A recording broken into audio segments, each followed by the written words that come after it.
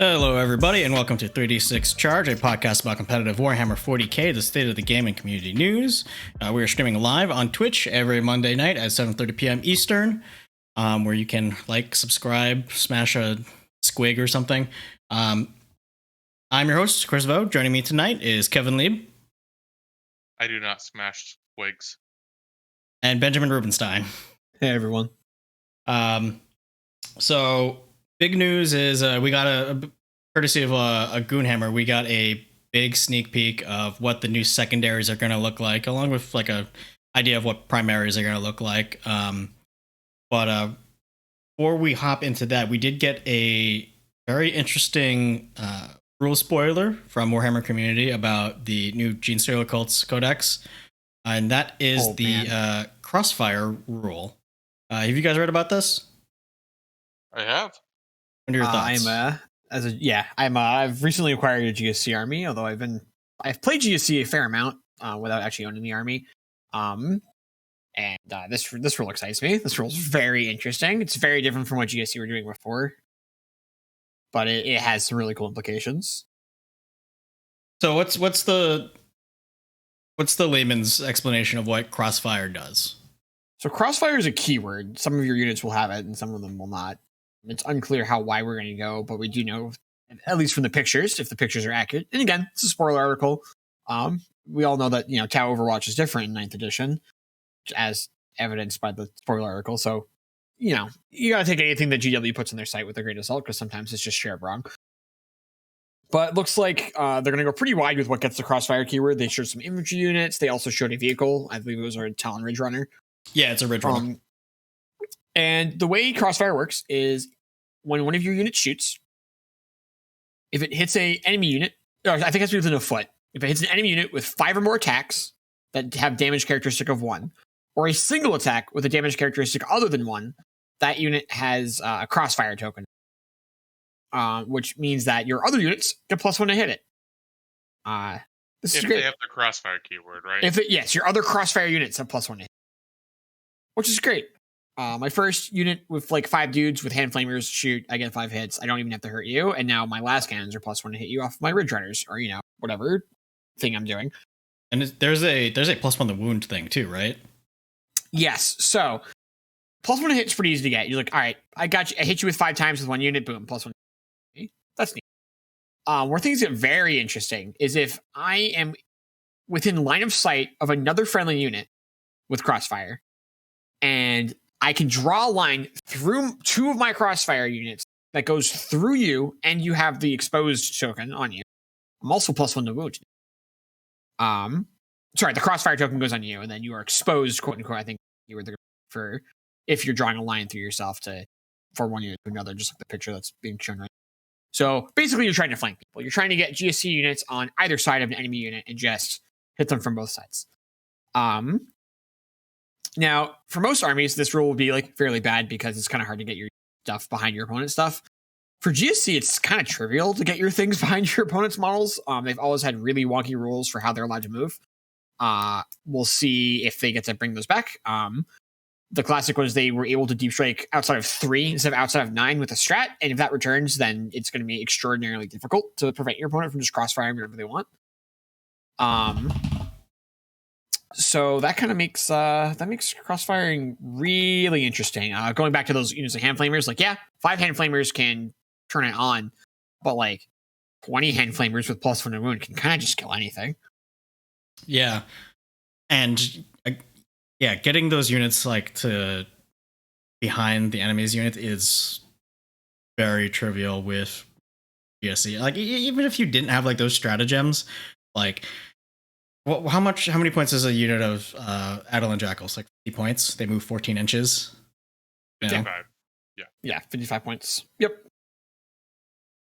Yeah, so the GSC player has a lot of tools to make that happen if they really want. But what's this you mentioned about Tau Overwatch? I think I didn't read that part of the article. Oh no, nothing. That was I was just saying, take anything they put, the fact that they drew a picture of an Talon Ridge Runner getting a bonus from this rule doesn't necessarily mean it does. When 9th edition was starting, they had an article about how Overwatch was changing, and then it turns out that everything in the article was a lie, and Yeah, the Don't only worry about it. change is that you unit can't Overwatch multiple times. That was the only change. For Tau? Okay. Yeah, Yep. it was. Yeah, there was basically a change. So anyway, let's a couple. So before we just move on from this, Gene Stealer shooting has never really been. It was just like never the focus of the codex.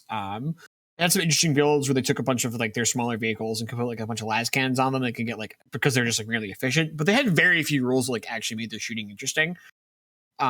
They could take like huge hordes of dudes with like auto guns and hand flamers and be pretty good at clearing out chaff back when like chaff was like a thing you saw, but now most infantry are either inside of transports or very tanky. But this sort of rule kind of just lets them flank fairly tough units and all of a sudden start posing a significant threat to them. So it's a very different way of handling, making little guns matter in against more tough elite models. And also, which is tough elite models are going to be the units that have the hardest time not getting flanked. Your big units can kind of spread out and prevent your opponent from getting behind them. But if your army is like a bunch of 3-man custodian squads, it's going to be very hard to stop your opponent's Gene Stealer army from just like getting behind them. Yeah. I think it's going to be very interesting, especially considering like the meta GSC army before was basically just 9 Ridge Runners, like you said. And I think this rule in itself just gives incentive to more than just 9 Ridge Runners. And then, and I know this isn't going to happen, but imagine if Brood Brothers got the crossfire keyword and you could just have a Baneblade getting +1 to hit and wounds. Yeah, I wouldn't be shocked if the infantry do, but it's definitely not going to be on like Baneblades. I could see it being what differentiates a neophyte from a Brood Brother. Yeah, I could see that too. Because right now there's no real distinction between the two aside from like their gear. Listen, the Brood Brothers were trained not to shoot through an enemy into their own allies, and the GSC are okay with it. And that's why the GSC get +1 to wound. Yeah, there's a lot of like potential for murdering your own unit if this was like a real life situation, but like I don't know, it's fantasy warfare. Just shoot at them and hope you don't miss.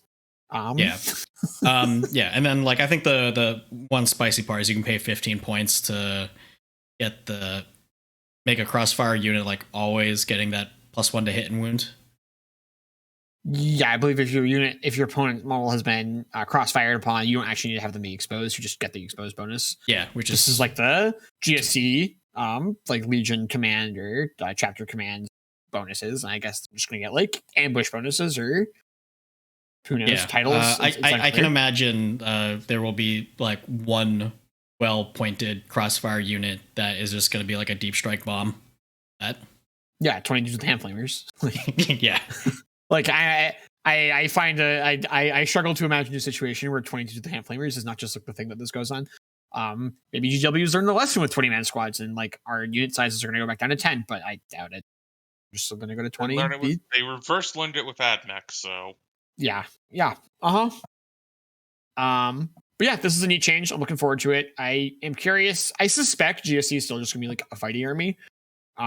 Their melee stats have always really impressed. But this certainly makes because like I don't know, like think about the guns on them. It's like a bunch of auto guns. Like they just don't have impressive shooting. But we'll see how like if Ridge Runners do get the crossfire keyword, there's certainly some potential for having some larger weapons on them that could be very dangerous for opposing vehicles if those guns are all of a sudden +1 hit and +1 to wound. Yep. I mean, let's keep in mind like we're comparing these rules to the current codex, and right now, yeah, you're right. The current codex shooting sucks, but even then, like +1 to hit, +1 to wound, that does give it more bite. I mean, yeah, the current codex shooting sucks, but it's not like they're going to change the stats on an auto gun, which is what all of your infantry are holding. That's true.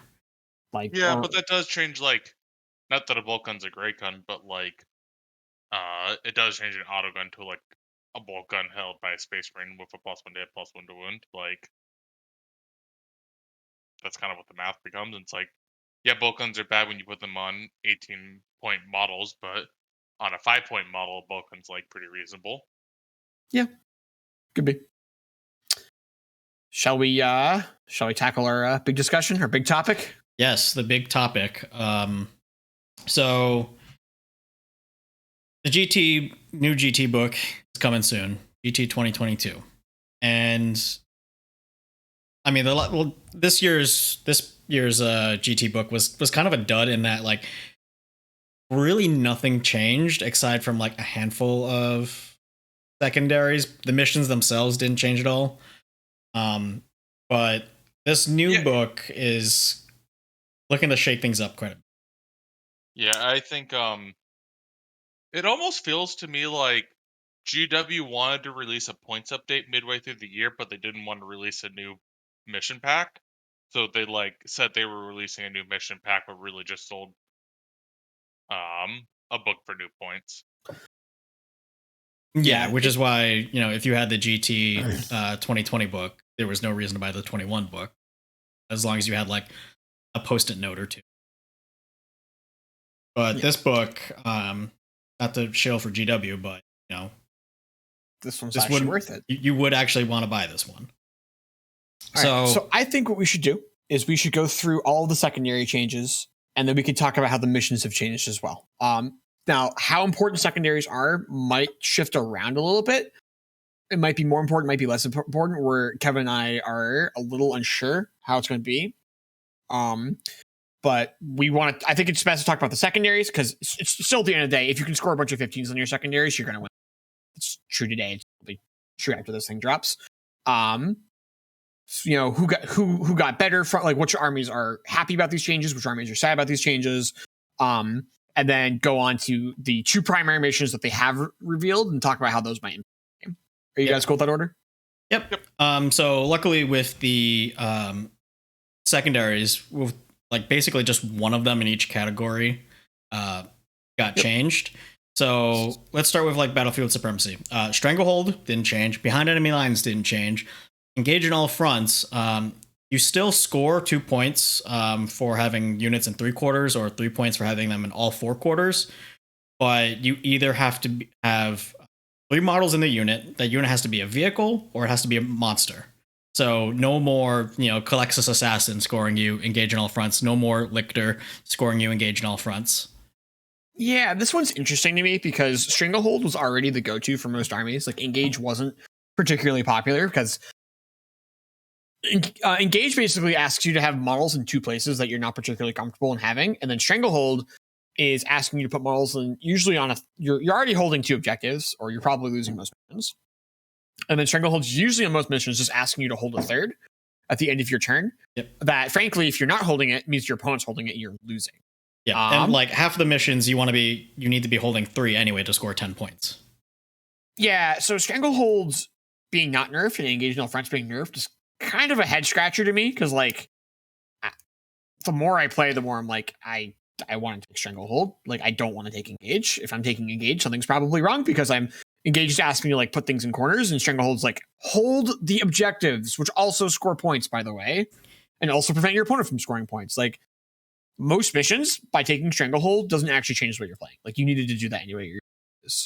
Yeah, it's already on your path to victory. Whereas, like, I think in situations where you were already choosing Engage, it's because like you already knew that this was a bad matchup. It's an uphill fight, and you're just trying to scramble for points. Yeah, sorry, go ahead, Kevin.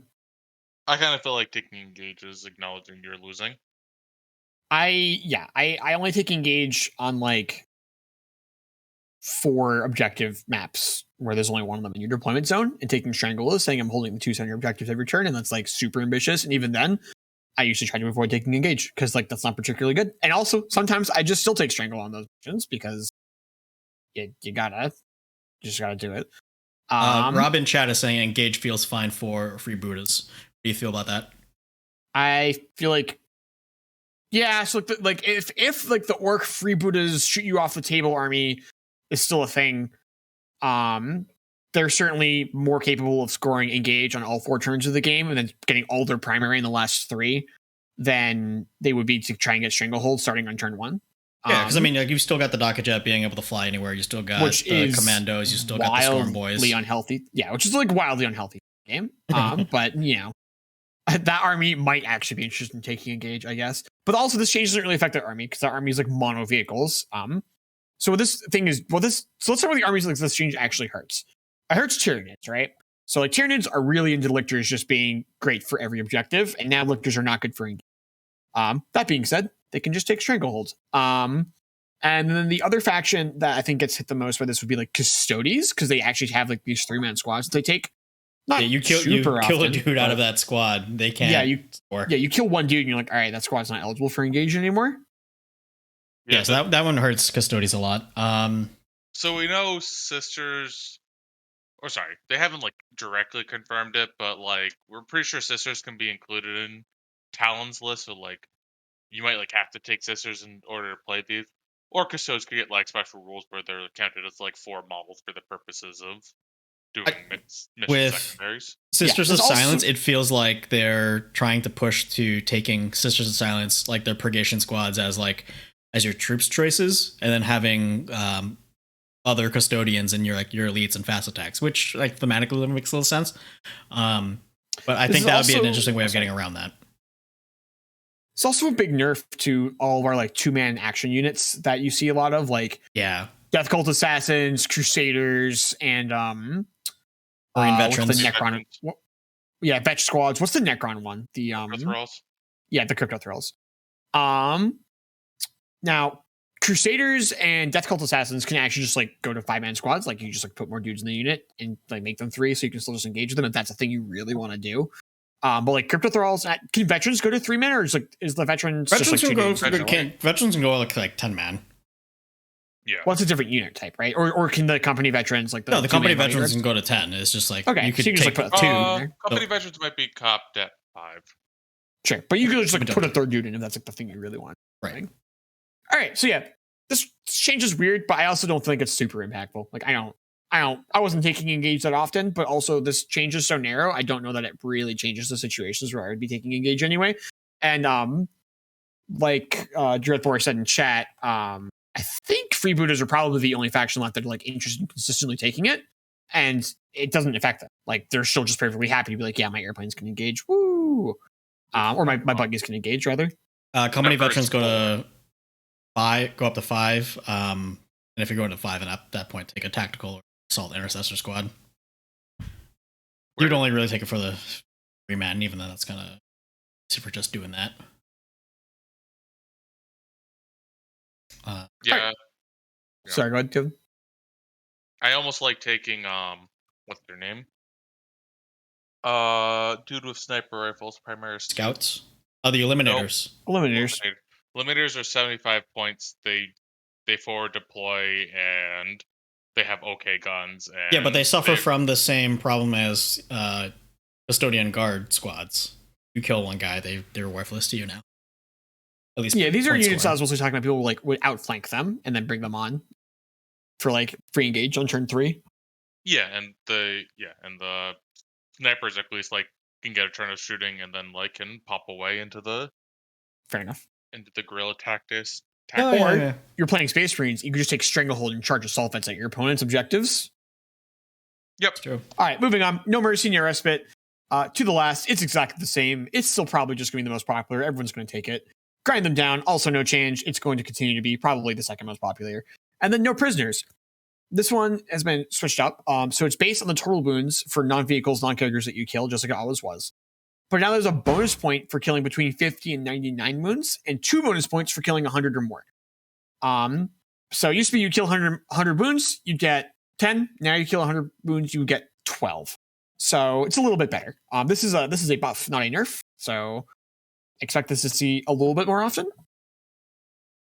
Yeah, I would expect to see this a little bit more often, but people still aren't like building lists to like avoid getting no prisoners picked on for them. It if it's part of your game plan to like have a horde army, then like no prisoners isn't going to stop you. Yeah, because part of the thing with no prisoners is one that relies on your opponent. But like 80% of top tier armies are taking to the last. So like your opponent was already going to have an excellent secondary in this one. So like the fact that you give up no prisoners like actually isn't a big deal. Yeah, because I mean like here's the thing, like with to the last and no prisoners is one of those ones where it gives your opponent agency in you scoring that objective. You know, like if it comes down to the wire, they can just hide all of their units, and now you can't score any more no prisoner points. Which by nature makes it a weaker secondary than, say, to the last. Well, the other thing with no prisoners is that, like, to max it out, right, you have to kill 130 wounds of models. That's like an unbelievable amount of models. Like, the only lists that are actually giving up this are like the 27 Beasts of Nurgle plus 15 Nurgling lists, and that's an actual list is. No, that's a list. That's a real list. People bring that list. Right, but you'll see more people bring Scarab Probs. And Scarabs will. That's true, but that's because Beasts of Nurgle are like $50 each. So that list has been making the rounds at tournaments, like local tournaments and like big ones, and it's good. Like it's actually very hard to take off the table. And also, like, you're not going to get no prisoners against it. Like you're only going to kill like 2/3 of that army, and that's like 10 points on a secondary, and that's just like not enough for that secondary to be good. So which I mean brings us back to, I guess, this is a change in the right direction. The secondary was not good. Making it better is good. So I like this change. I just don't think it's enough. Yeah, I agree. All right, Purge the Enemy. Assassin. I don't think this is particularly good or bad for anyone. I think that, like, yeah, the Nurgle list technically gets a bit worse. The Scarab form list technically get a bit worse, but I don't actually think they are getting worse to the point where people are going to like have better games against them because of the secondary. Like, it'll come out, but it's not a big deal. All right, Assassination, no change. Titan Slayer, no change. Bring It Down. This one's big. There's a big change here. You now get 1 point for vehicles that have 9 or fewer wounds, 2 points for 10 to 14, and 3 for 15 up. This is a huge change. Our big break point is that 10 wounds used to be 1. So 10 wounds being 2 is a big hit to a bunch of different models that we're going to talk about in a second. And the other thing is that the 3-point break got brought down all the way from 20 down to 15. 20s like only knights have 20, so like what's the point? You just take Titan Slayer against them. But at 15, all of a sudden we're adding some more things to that list. There's a lot happening here. The breakpoint for 10 is the important one. So let's start there. Like what's getting hit at 10? Like 10 wounds are worth 2 points now. What's the units a lot worse? Rhinos, Raiders. Those are the ones that are immediately pop into mind. I think those are the big ones to me. Yeah. There's some 10 wound airplanes, I think. Trying to think what else is a 10 wound vehicle. Chimeras? Lots of transports are worth 2 points now. Kind of funny, like we needed this change like a year ago when there were like 6+ raiders in every list, and you just actually couldn't Bring It Down because they were worth no points for no reason. So but I do think this change is good because 10 wounds is like significant. Having like 3 of them in your list is fine. Like I'm bringing 3 to 4 rhinos in the list, and I don't think if I put 4 rhinos in front of my opponent's ever going to Bring It Down. It's just like not enough. It's minor, but it also is a little bit more logical. Like 10 wounds is the threshold where things start degrading, so like it kind of makes sense that that's where your breakpoint is anyway. Yeah, for sure. There's also a lot of things that like have 10 wounds that look exactly like things that have 11 wounds. Like all the Space Marine vehicles, all the like not rhinos, like if it has like a little extra thing on the top, it has an 11th wound, and now it's worth twice as many points. It's like that always felt kind of silly when I had so many games because I used to play a bunch of rhinos and vindicators, and people would get so confused. They're like, wait, the vindicators are worth 2 and the rhinos are worth 1. It's like, why? It's like, I don't know. The vindicators have an 11th wound, and GW decide that's what the cutoff is.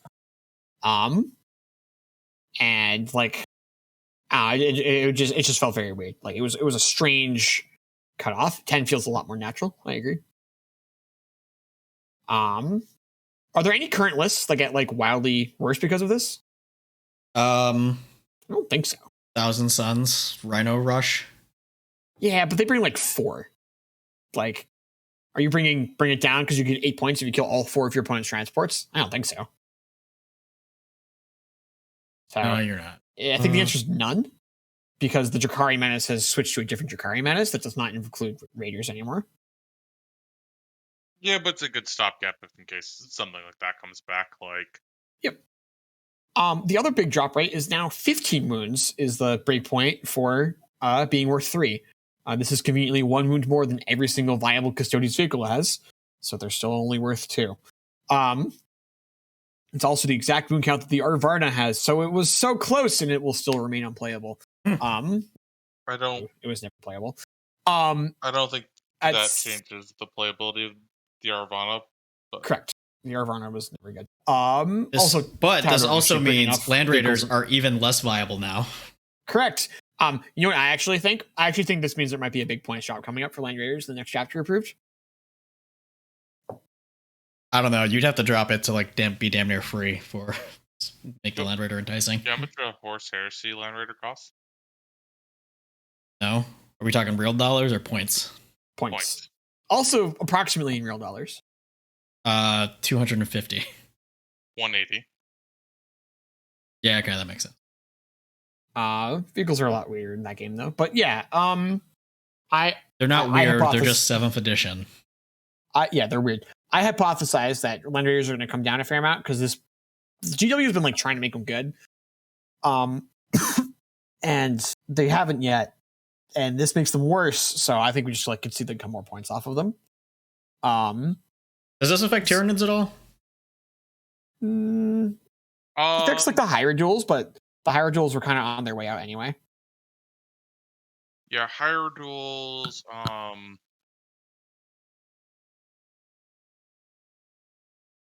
No, most of the big monsters were 14. Yeah, it doesn't really hit that much Tyranid stuff. It hits like it brings like the Primarchs, like Magnus Mortarion. There were 3 points now.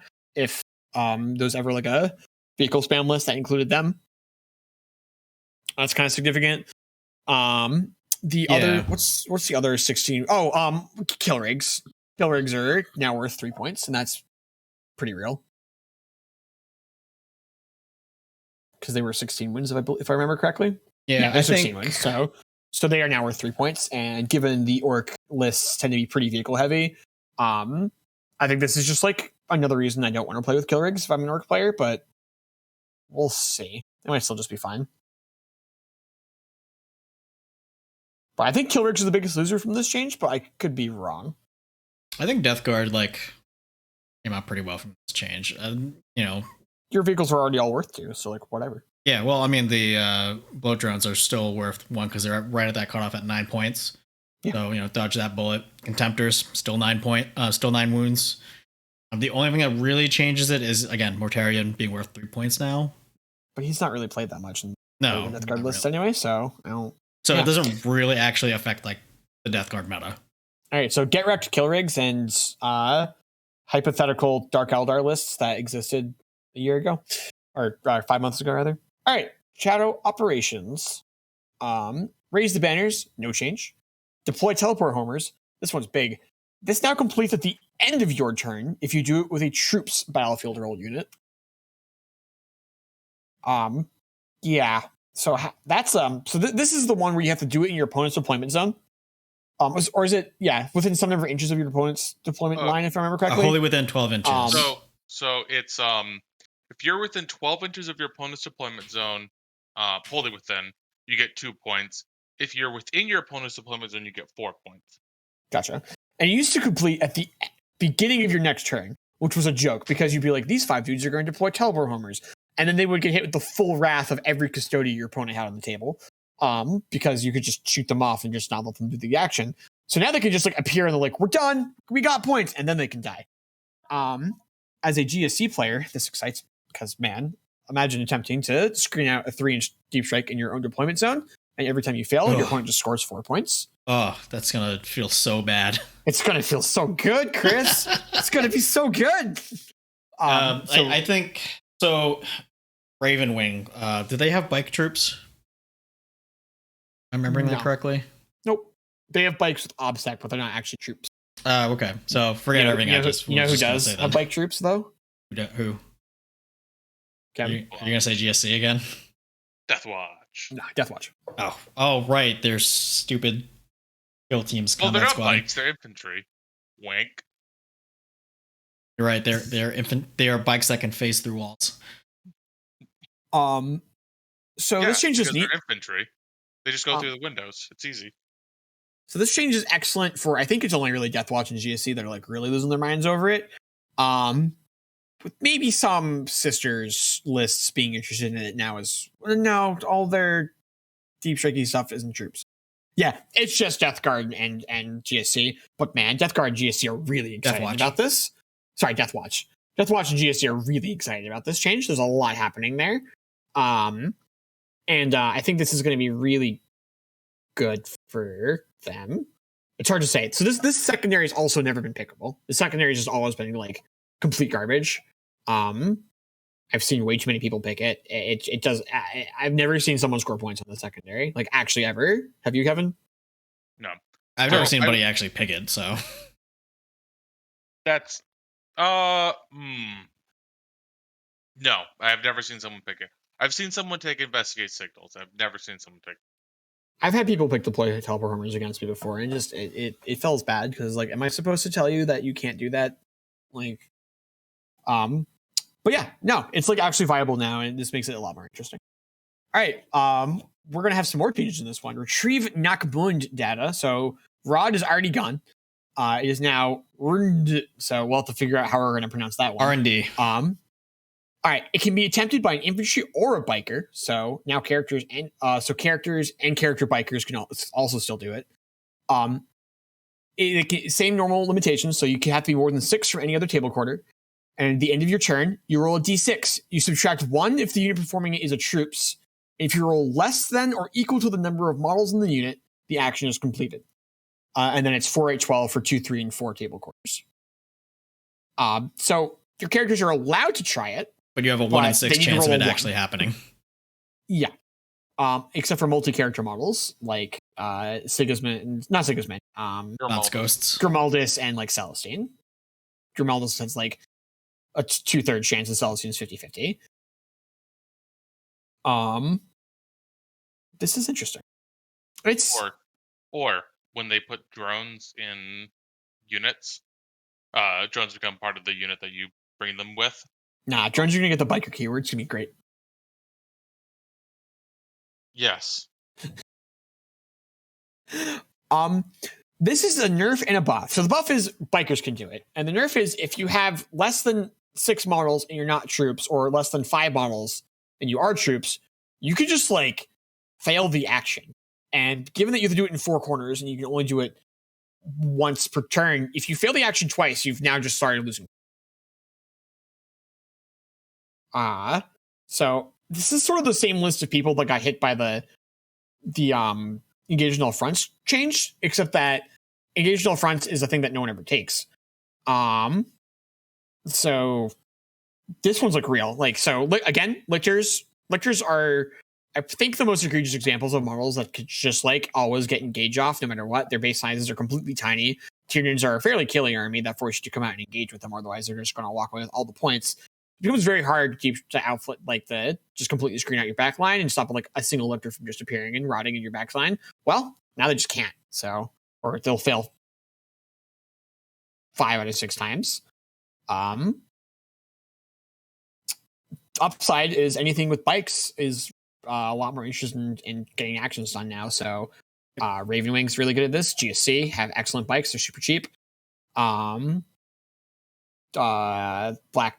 Death Watch are going to probably do that as well. I also don't know that this change was like super necessary. So the buff's nice, but the nerf's a little weird. I think it works in how they're trying to emphasize the troops' role, because that's the feeling I'm getting from all of these secondary changes, is making troops have more of a role rather than just being just action monkeys or like engage monkeys, and just being like that tax that you're paying. I dislike it because I feel like we're just really rewarding codexes who just like randomly have units that check these boxes and like punishing ones that don't. So like, I don't know, Space Marines have a bunch of forward deploying troops, and that's really good for a bunch of these secondaries. Yay for being Space Marines. All the Tau forward deployers happen to not be troops, so I guess Tau can just like get wrecked for all these secondaries. Lol. And I don't same thing. Like GSC's really good at these things. Like all of your scoring units just like happen to be troops, and they all deep strike, and they all forward deploy. I mean, the new book's coming out, but I can't imagine a world where the new book doesn't just like let them move around however they want. They did in the old one. And then like Necrons, your troops all just come in these huge blobs and have to slowly walk at your opponent. So it feels a little bit like we're just randomly rewarding codexes and punishing others, which I'm not a big fan of, but I do understand why they want lictors to stop just being like this thing that can do every secondary for no reason. And things, and I say lictor's a stand-in for like every 1 or 2 man squad that's on a character that just like does actions and ends up in corners and counts for things that like it may. Yep, your Calexis Assassin, your 2-man veteran squad. Calexis Assassins are characters, so they can't do all these things, but no, they can still do the score engage. But that's fair. I kind of wish they had nerfed them in like almost the exact same way. Like it had to be a 3 or more man squad. Or like roll a D3 or retrieve. D3 is fine. But retrieve where like it's the same size. Like the 3 is the cutoff point. 1 or 2 is too small. Yeah, I gotta invest a little bit more because the secret it's like you compare a Lictor, which got nerfed to like I think 45 points, 30. So 37. 37. Yeah, and like you look at a GSC 5-man squad and they're 9 40? points. 35. 40. Yeah, 35. So they're cheaper and they do it for cheaper. And they can just do it. It's like weird. It doesn't make any sense. Yep. This is also like a huge hit to custodies. Like, not that custodies were like wildly interested in taking this one, but like, man. Dude, I'm convinced that they're going to have some text in their book that says they count as more models for the purposes of actions. They almost have to at this point. Yeah. Whenever you count a custode model, not just those 3 of it's there. This is for holding objectives, and that might be a bit extreme, but I wouldn't be shocked. All right. Investigate signal. You can now attempt this action even if there are enemy units within 6 of the center of the battlefield. You only complete at the end of your turn if there are no enemies within 6 of the center of the battlefield. So this is the really terrible one where you weren't allowed to start it if your opponent was within 6 of the center. So you just never took it. And then they announced like, hey, we're going to change it so that you can do it if your opponent's within 6 and you just have to kill them off. And then they just didn't do that change. Well, now they're actually doing that change, which makes it kind of interesting. So this is the one that I actually like more for Deathwatch. Because getting to the center of the battlefield versus crossing the threshing the midway boundary is like much easier, and it lets you double down with oaths because like oaths also wants you to be in the center, so like you can kind of put all your eggs in one basket. Yeah, in a good way, not in like a in a good way. I could definitely see a world where like you walk up to some missions and you're just like, yeah, I'm going to take Stranglehold, Investigate Signal, and just like all my secondaries are just going to require me to be within 6 of the center. And I'm just going to clear the entire game and just keep pushing models at it. And also, Deathwatch have a warlord trait of do actions and shoot without the action failing. Excellent.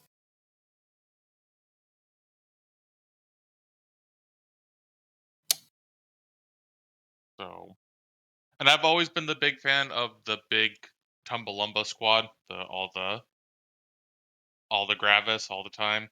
Give them the 5 of Fatal Pain, give them the 5 of Binvoln, and just have them move into the center and own the center. And now with Oath in this, and them also having a good stratagem to make that unit kind of kill whatever it wants. Yeah, for sure. Yeah, chat's pointing out that like Marines double dipping with Oath and like a bunch of these things that care about the center are going to be really good. Yeah, I only like it in Deathwatch because Deathwatch has that warlord trait that lets you do it. Otherwise, like your opponent will kill your cheap things that will do the action. Like a 5-man intercessor squad will just get killed off, and then all of a sudden you're having to do this action with things that aren't cheap. Yep. Chat's pointing out that like Scarab Occults can just like take a unit upgrade that just lets them do actions and shoot. So you can just like put 10 Scarabs in the middle of the table. I have found that this is a good way of getting your scarabs murdered, because they are a little squishy for a melee unit that costs 500 points. But in certain matchups, like that could certainly be a thing. Isn't it 400? It's 450. Yeah. Okay. Yeah. So this was interesting. I mean, I like that this exists because before the secondary, like, it was literally non-existent, and I think we definitely need more secondaries that are takeable. All right, now we got Warpcraft. Abhor the Witch still exists. It's unchanged, and it sucks. No one should take it. Psychic. That's sarcasm. I play 1,000, so it's probably fine that it still exists. It might be a little too punishing for certain armies, but I think as long as Grey Knights are just on top of everyone, Warpcraft Abhor the Witch just like needs to exist in its current form. Yes, it does. Let's see. Pierce the Veil and Warp Ritual have no changes, but Psychic Interrogation no longer requires line of sight. So that's the one where you have to be within 24 inches of a character, and then on a 3-up, you get 3 points. And you just like don't need to see them anymore. So that's real good. That one's really, really good. It used to be that you pretty much always just take Warp Ritual, which is if you're in the center, you can do an action 3 times. The third time gets you 12, or it went 4, 8, 12 points. And now Psychic Interrogation is probably going to be the go-to because there's not always something in the center of the table that's worth fighting over. And most armies have a lot of characters. Most characters aren't particularly interested in sitting in the back of the table. And now I can just put my Psyker anywhere within 2 feet of you and just like circle 3 points in my score sheet every turn. That seems really good. And it also seems pretty easy. Like there's not a lot of hoops to jump through there. Right. So I plan on putting my action shaman back in lists for 1,000 Suns. We're just gonna get a bunch of points with Psychic Interrogation, I think. Yeah. As for armies that benefit a lot from this, I think this one's a big win for Tyranids. Psychic Interrogation? Yeah. I don't know. Their Psychers are kind of expensive for just being on like character mind reading duty. I think it's mostly just T-Suns that are walking away with this one as a win.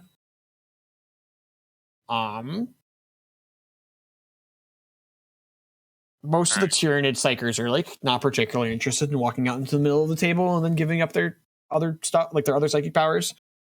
Because like Tyranid Psychic Discipline's good, but they don't tend to bring a bunch of extra things to like do it. That being said, I don't know. Maybe we'll see Tyranid lists start to bring like an extra Neurothrop just to be like, this is the guy who's in charge of reading people's minds.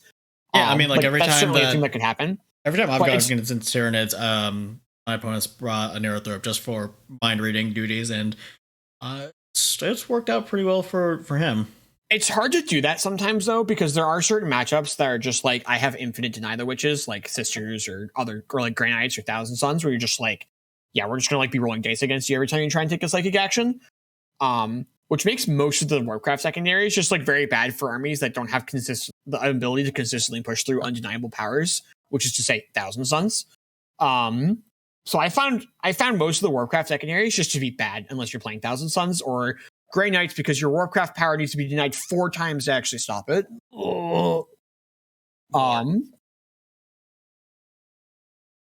They can attempt it on the same place. Yeah, I know. It's ridiculous. Chat saying if we're going to see more Psychers to provide these third secondary options, Wrath of Magnus might be comes back, which is the T-Sun's secondary to kill enemy units or kill enemy models. Your opponent brought Psychers, just like the freest secondary ever.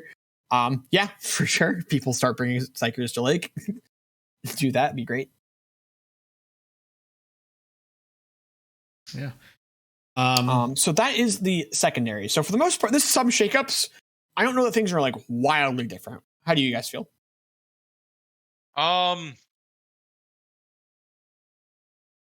So with my opinion on these alone, I like them if they were to keep the same primaries from 2021. Are you implying that they didn't? They didn't. Because on the whole, they raised the average what you could get, and they gave you more options, and that's like everything we're looking for. It means that the faction ones are a little bit less overbearing, but still probably a little bit too overbearing. Yeah. But Chat saying, oh, sorry, go ahead. they didn't solve that though. Yeah. Chat saying that the rod change is a game changer. I don't know that it is though. Because I don't. Most factions where if your plan was like you have dedicated units, like this unit's going to rod, like you have to find the points to put a sixth student in it, unless it was a troop choice, in which case that changed. With the only significant thing being that like lickers are just straight out of the running for doing rod. But the old Tyranid plan of like I'm going to be very good at all the secondaries has sort of morphed into, hey, look, my basic troops can kill actually anything in the game. So they don't need to be relying on like their secondaries being excellent anymore. They just push people off the table. I will say that my sympathy for lictors is limited. I will say that the new rod, I do like the concept where your opponent can have an influence on you scoring rod, but like if you've got like a squad out there and like, it's obvious that you're gonna do rod over there the next turn, they can take shots at them, and like even if they don't kill them, they've had a material impact on the potential of you scoring that secondary. Yeah, for sure. Like you're looking at 5 space range, like I'm not going to kill 5 space range. There's no point. And now you look at 5 space range, you're like, if I kill 3 of them, he probably fails rod and also can't engage with them. And all of a sudden, that's very interesting. Yes. So yeah. I played a game against Necrons with Death Marks, but this could be Space Marines with Auspex is a little bit more real. Where I brought in some Raptors and they killed, and the Raptors' goal was to do rod.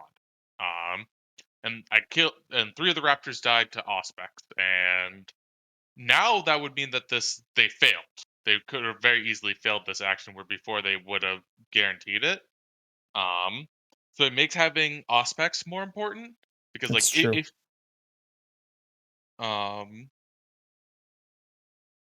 yeah. And yeah, because so Auspex kills like 3 guys and like, whatever, they still just like get to do the thing they were planning on doing. Now if you kill 3, it's like, oh, that's a disaster.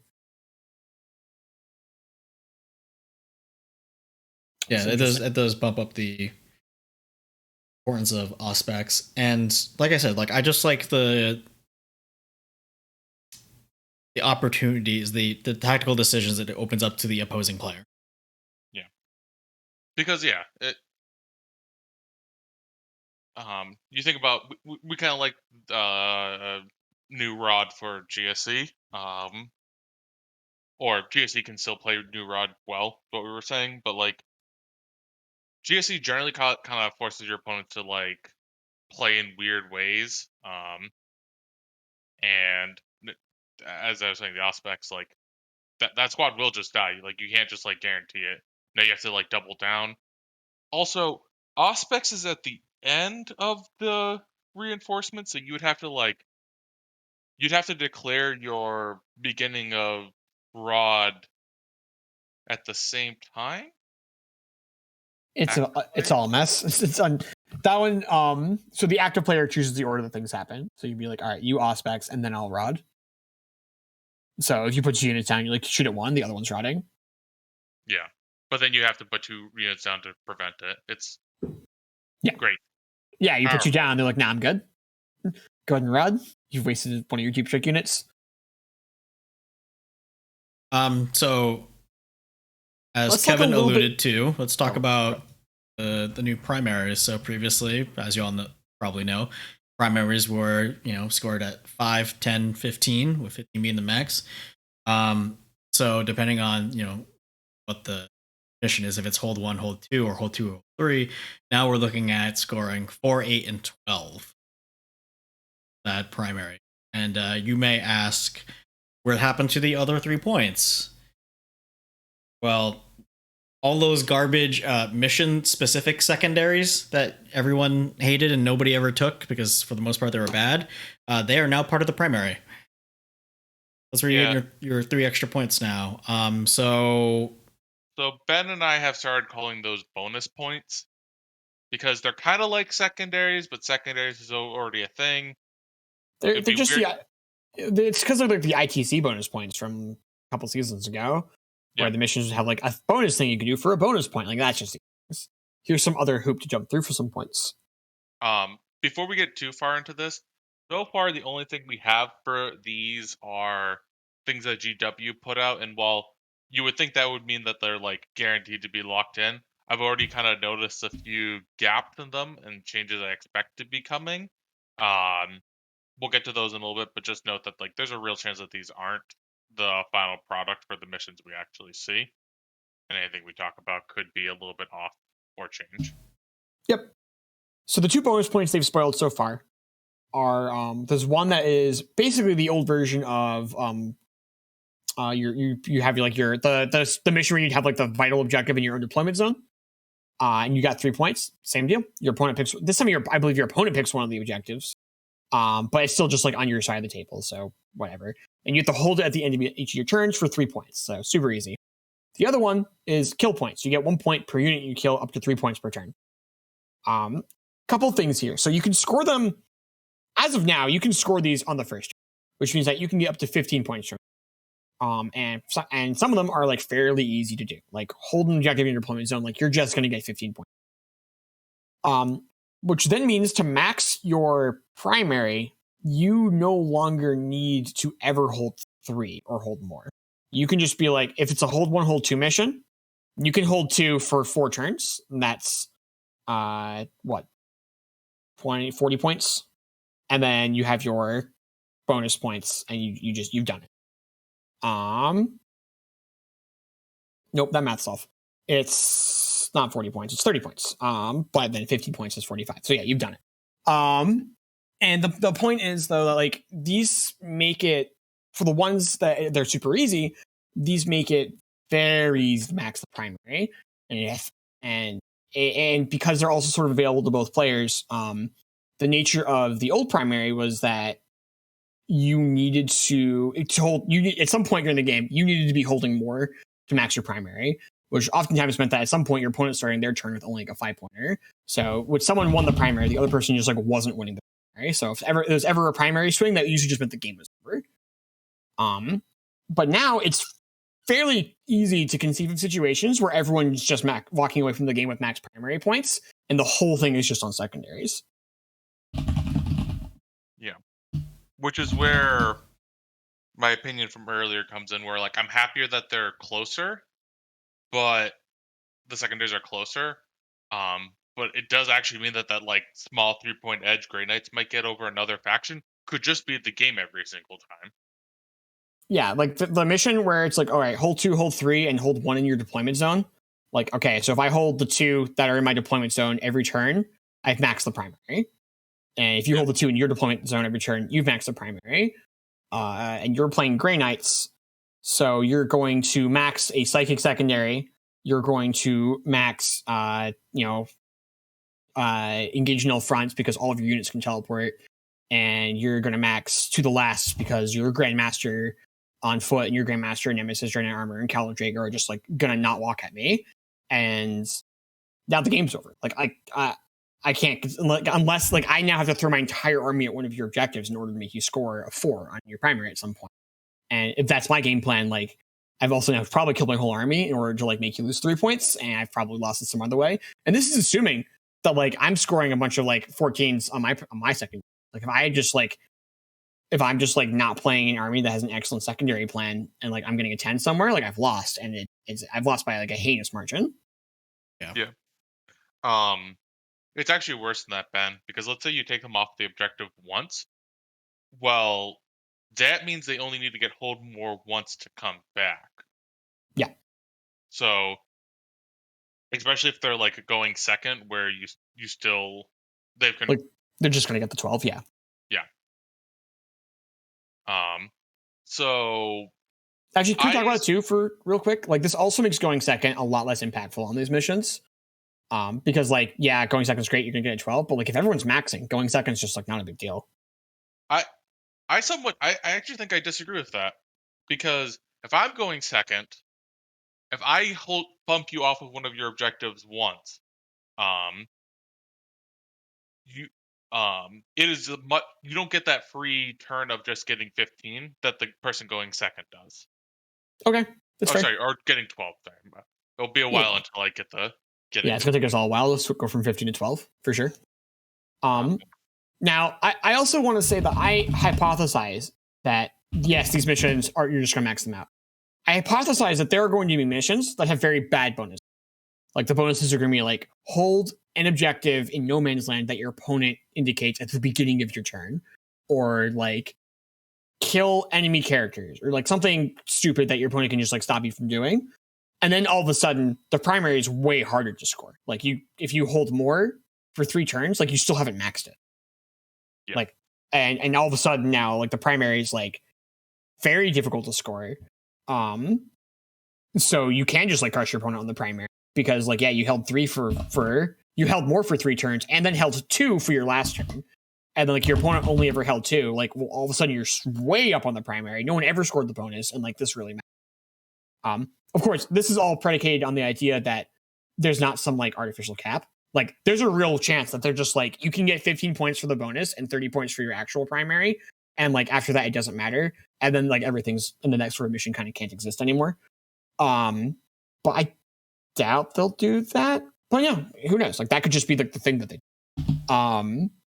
So there's also certainly a world where you also need to be ready for these missions where you're just like, yeah, the primary is everything. You can score so many more points on the primary than your opponent because the primary points are just impossible to get. And in that world, it's kind of interesting because if you want to win a GT in that world, you need to have an army that is both prepared to crush people on the secondary in the games where everyone maxes the primary for free and only the secondary matters, and to contest the primary in the missions where it's just like the bonus points are impossible to score, and whoever gets more in the primary is just actually walking away with extra points. Because like, what's the point? Like, yeah, if I got a bunch of 12s on my secondaries and you got a bunch of 15s, but then I just like beat you by 10 points in the primary, like, too bad, I guess I win. Yeah. Now, I'd like to take a look over at some like AOS missions as kind of like an example of where we could go. Or back when Omar was on the podcast, he talked about how when you were going to an AOS tournament, knowing what missions were going to be there was like vital. In AOS right now, there's a mission where only your heroes can hold objectives. It's a 3 objective mission, so like if you only brought 3 heroes, they have to spread out. You can't bunch them up, otherwise you're just losing. And I could imagine a bonus points that are kind of like that, where it's like only your heroes can. If your hero is in, if an HQ is holding an objective in no man's land, that's how you get the bonus point. In which case, like now your HQs have to be like wanting to be in the middle, which not all armies want to, and that like once again favors certain armies over other armies. Yeah, I definitely think we have the opportunity for some of these bonuses to be really important, and it's gonna all of a sudden really change tournament prep. Like, yeah, tournaments where you know what's going on, you're just like you're gonna just build for those missions. And the tournaments where they're like, yeah, we're gonna roll it random when you show up. Well, the all-comer lists might look very different, and that's kind of neat. But it could also be kind of ugly if we get some missions where like you just roll them and you're like, I just can never win this one because my secondaries are not good because I'm not in edition codex. Like the mission they spelled here, where I think we're just maxing the primary all the time, and yeah, Grey Knights just get to, like, I don't know, I'm just on like Grey Knights get to win this mission, and if you're not playing Grey Knights, you get to lose this mission. We need to see the other 7 missions, right? But for my Thousand Suns list, I am with the change to psychic interrogation and the change to some of the other secondaries. I am now trying to craft new ways of scoring 45 in secondary, and like I think I can do that with psychic interrogation now. But I also think I have to do that because if you miss it, you're just probably too far behind.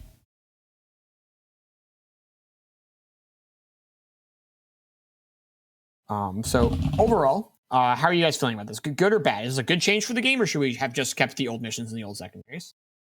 So novelty is nice. These are new missions. They're interesting.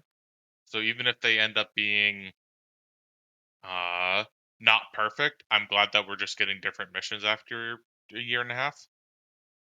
Yeah, hard agree on that one.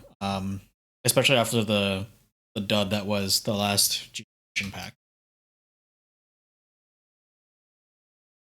That being said, that's kind of low bar-ish. Oh, the bar is on the ground. Let's not mince words here.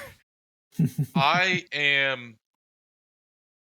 feel like we always talk about our concerns on this podcast, but I am very concerned that we're going to get a lot of secure missing artifact missions, and it's going to be secondary objectives are going to be the key to your army being tier 1 versus tier 2. Your faction ones. Yeah. And we go back to like the split meta of like I'm also like ready to open this book and have the first sentence be like faction secondaries are not usable in these missions, and just like now the meta's wide open. You've been practicing for this for the past 5 months. I doubt we're gonna get that line of text. So in a more reasonable world, I am with Kevin. I'm a little concerned. I hope that the secure artifacts one is like the most egregious version of it, but I am concerned that it's not. So, that being said, I'm GW. I'm gonna handpick 2 missions for people to see, okay? I kind of want an easy one. Like, I actually forget the name, but the one that secure missing artifacts replaced was always kind of the easy one. It's the one that you would recommend a player trying for their first game because it's like, it's easier for people. So, like, if you told me that I'm picking the similar one to kind of show people, that would make sense. So there's some hope that maybe like GW handpicked two or easy ones, and like the rest of the bonus points are actually impossible. Yeah, because that I think would make a very interesting game. Like very interesting games if all the bonus points are hard to score. Overall, I think I agree with you too. I think that change is good. I think most of these changes are good too. We've definitely made a lot more secondaries viable, which is great because our complaint has always been that most of the secondaries are garbage and you can't pick them. And we've gotten a lot closer to a point where actually I think we're there, right? I think you could convince me that every secondary in this book is just pickable in certain situations. There's certainly some that are better than others, but I don't think there's any left there. There's like this one's awful all the time, which is excellent. Like A+ GW, you've done it. Yeah, so, I like any game design choices where it gives a player like more choices, viable choices. And then I also just think like our current mission pack's not great. So just like trying something different, even if it's not as good, is good because at least it'll give GW an idea of like what went wrong, what went right, and we can hopefully come up with some amalgamated third mission pack in like 8 months from now. That's good. Do you guys have any other?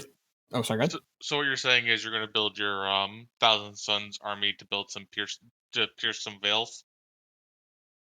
Pierce some veils. Oh, right. All right. There's still a bad one. Alrighty then. Fine. Well, GW, take that one out, please. It's awful. Maybe no. GSC?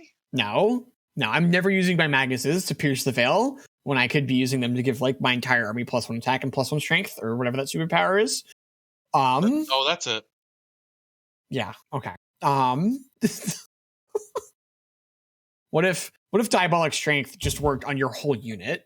What if that was the psychic power? Well, it is if you play GSC. All right. So that being said, I feel like we've hit most of our points on this. Anything you guys want to say before we hop off? Nope. I'm excited for the new GT book. Yeah, I'm really interested in seeing the points. I'm kind of concerned that some of the armies that got the data slate update might not be getting certain buffs that they need in addition to it. Like, I've been playing a bit of Necrons, and I'm not convinced the data slate updates is enough to keep them viable. So, but I'm concerned that like GW is like, what do you mean? Your destroyers now can reanimate? What do you mean they always die anyway? So yeah. Yeah, I'm certainly looking forward to the points update. I think it'll certainly be an episode to talk about. All right, Chris, you all set? Yep. All right. Thank you, everybody, for tuning into this week's episode. Hope you enjoyed it. Sure to like the squig, subscribe to the squig, smash the squig. It's not an AOS podcast. Click the squig. Then until next week, don't roll any ones. Bye, everybody. See you guys.